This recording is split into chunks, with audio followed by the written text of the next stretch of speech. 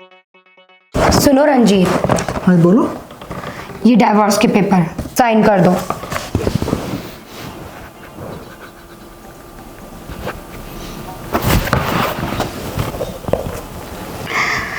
अब आएगा ना मजा।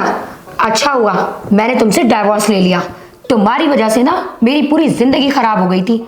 पता नहीं कैसे आदमी से मेरी फैमिली ने शादी करवा दी।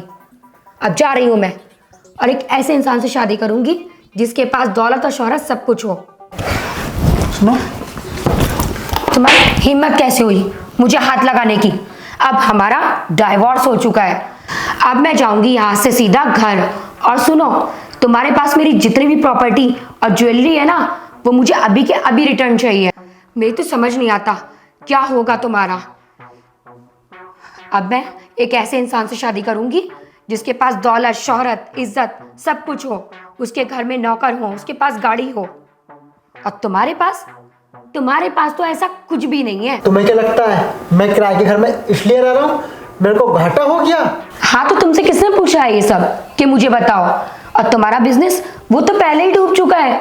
तुम्हारे पास अब बचा ही क्या है? ये घर, वो भी किराए का।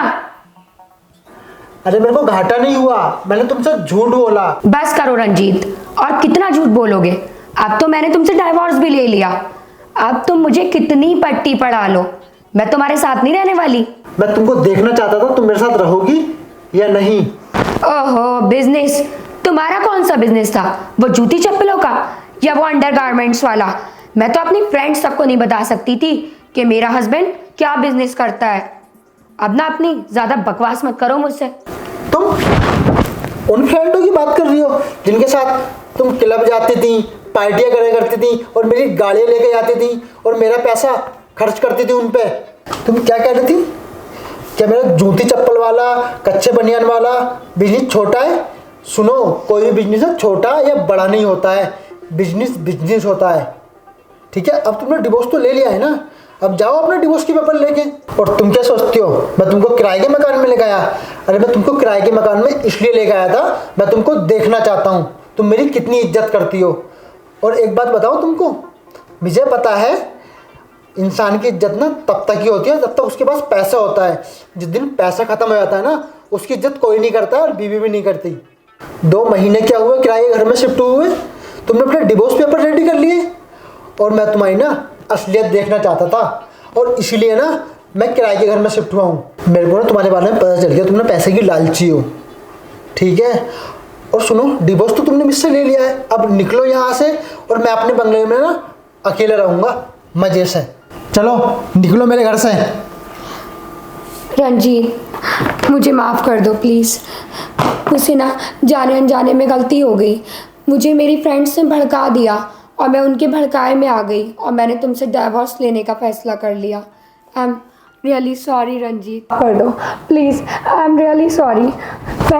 मैं तुम्हारे पैर पकड़ती हूँ रंजीत, प्लीज़ प्लीज़ मुझे माफ़ कर दो। और तू औरों कहने में चलेगी ना तो कल को तू मुझे ना जहर दे के भी मार देगी। इस ज़िंदगी में ना प्यार की कोई ना वैल्यू नहीं है जब तक पैसे इंसान के पास ना हो, और एग्जाम्पल मेरे सामने ही है। और सुनो, तुम जाओ ना अपनी सहेलियों के पास, अब उनसे आगे बोलना मेरा पति ना रोड पे आ चुका है, मैंने उससे डिवोर्स ले लिया है, अब मैं उससे बहुत खुश हूँ। अब उनसे आगे बोलना अब मैं खुश रहूँगी इंडिपेंडेंट वुमेन बन के। अरे मैंने बोला ना जाओ, मेरे को तुम्हारे साथ ना नहीं रहना, निकलो यहाँ से।